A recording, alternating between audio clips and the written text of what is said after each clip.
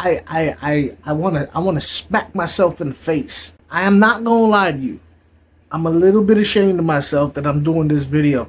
Ashamed and pleasantly surprised. Being that I've been keeping these dang on nano tanks, I'll explain. Check it.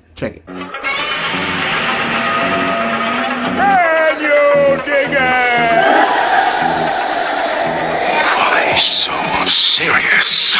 So I put all these tanks together, all these nano tanks, and I started messing around with plants, putting plants in there. And one of the problems I was having was with biofilm. The plants were growing stuff on it that I was like, what is that? Algae. I'm terrible about turning off my lights. So I needed to find a fish that I can put in there that I liked, that had some color, had some size. They didn't bore me. I don't really like tetras. So even though I do have some tetras, honestly, I would get like swordtails, mollies, not the balloon mollies. I think that's terrible that people get balloon mollies. They make me feel bad. You know, they got all those guts all shoved up in that little itty bitty body. So I'm not real big on balloon mollies or any of those. But let me tell you why I think those live bearer types, those swordtails, mollies, platies, variators, why they would probably make the best tank mates for damn near 75% of all the fish tanks that we as fish keepers keep. Let me start off by showing you how I have them and giving you some ideas of what they do and what they could do for you. Hey, check out. It's that voodoo cat with the black hat. If you come to my live stream, you'll know what I'm talking about. But anyway, here I got a 15-gallon nano innovative marine, and in here I have a weird little assortment of fish. I have where is it? My compressor set, he's back up in there. I got these barbs in there. I'm really loving the coloration of those barbs. I have some Florida flagfish, and they kind of move from tank to tank, depending if I have hair algae. But right here, the swordtail. Let me see if I could focus for you guys. See that swordtail right there, and that other swordtail in the back? They pretty much they're my cleaning crew. They are a catfish. They are an algae eater. They are they just do so much, and their size, like, I don't know if you can tell how big they are, but they're good. Like, you can't see because of the depth, but they're at least 3 inches long, you know, and they're living well in here. They don't cause no trouble, but because of their size and their speed, nobody really messes with them. You can see where this used to be a saltwater tank. I still haven't taken that little plug out. My feet, you can see my feet in the thing. Let me see. See, I wiggle my toes. Coming across my little descal area. For those of you who don't know, every Saturday at 10 p.m. and Wednesday at 10 p.m. I do a live stream. It's ridiculous. I would love to see you guys there. This tank does not have any live bearers. Those are the tetras I was telling you about. Honestly, God, they're kind of boring. Anyway, all right, so here we go at this tank, and I apologize for the glare, but this is I mean, if I gotta get super close for the glare not to happen. All right, you see that moan, that kind of film over the plants? There was so much more of it, but from putting that sword, I think that's called a pineapple sword. Honestly, it's kind of my favorite of all the sword tails. I just like the coloration. If they can have those with those super veiled, I like it. There goes a veiled tail molly. I mean, sorry, it's a sailfin molly with a layer tail. I don't know. I'm be real with you. That's what's that? Tequila sunrise or something like that. I don't know, because a lot of these fish are, how you call it? They are hybrids from other types of, you know, live bearing fish. You know, they all kind of they could all look. You see it? Look at it. Watch it eat. Look, it's just picking and eating. That one's there. This one's on the bottom. You know, and they will eat algae, filament algae. I've seen them picking at hair algae.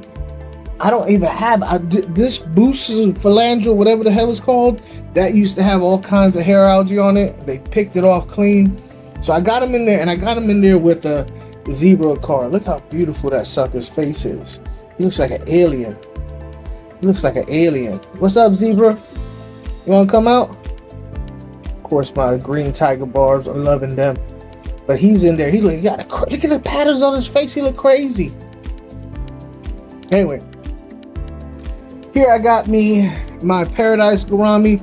Also, look at this. Used to have a lot of algae and stuff, like all these onion plants. You can see a little bit of residue. Oh no, you can't. They took it. Oh, it's right here.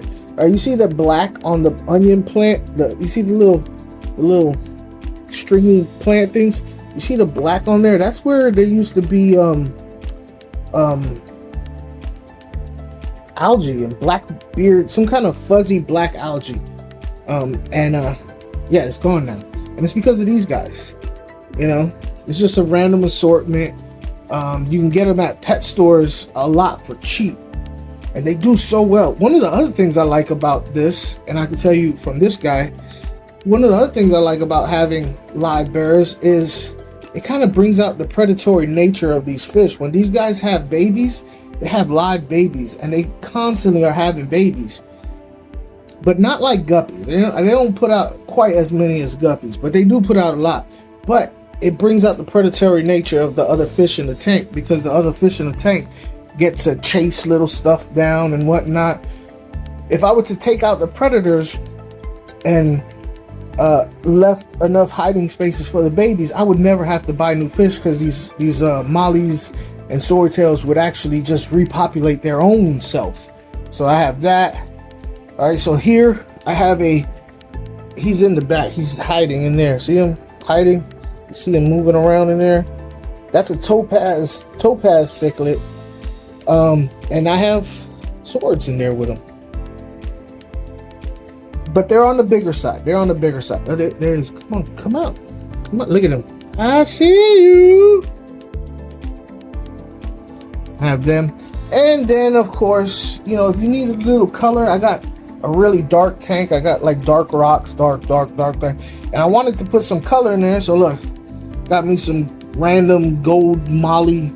Where's the other ones? There's one up there. Look at them just picking. That's all they do. Pick. Pickety pick. Eat it up. Eat it up. I got him in there with it. Why are you down at the bottom? Are you scared of me? Am I scaring you? Or who's scaring you? This is scary. Oh, look at that one. Look at that one. I also got this tank set up for a secret fish. A secret fish tank right there. Look at that. You want to know what's gonna go in it? I'll tell you at the end of the video. Stick around to the end of the video. I'm gonna tell you exactly what's going in there. So like I said, these fish are very versatile. You can put them in with a whole bunch of different types of fish, as long as the fish can't eat them. So I would put these fish with guppies all the way up to semi-aggressive Central and South American cichlids that only get to about the 5, even the 8-inch range you can get away with if it's some of like these bigger giant layer-tail swords. And they work good as a dither fish. For those of you who don't know what a dither fish is, it's simple. It's just a fish that you put in the tank to make the other fish more comfortable. So the idea behind it is, if you have your main fish, your beautiful fish, let's say you have a Jack Dempsey, and he's in the tank, but he's kind of skittish. He's hiding all the time. Like, ooh, I'm scared. I don't want to go out there. Then something might get me. But you have these other fish swimming around up top. He goes, well, they alright. I'll be alright too. That's what a dither fish is. It's a fish that makes other fish more comfortable from being around. If the dither fish bounce, the big fish is like, oh, I got to go. So yeah, they work great for that. Like I said, they bring out the predatory nature of your bigger fish. They predatory nature with the babies. You know, as it lays babies, they get to hunt, you know, chase live food down and stuff like that.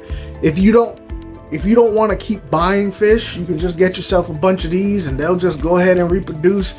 You might have an issue with getting too many of them, but they will eat each other, so you'll find you'll find a little balance. But they don't cause problems. They actually solve more problems than they cause.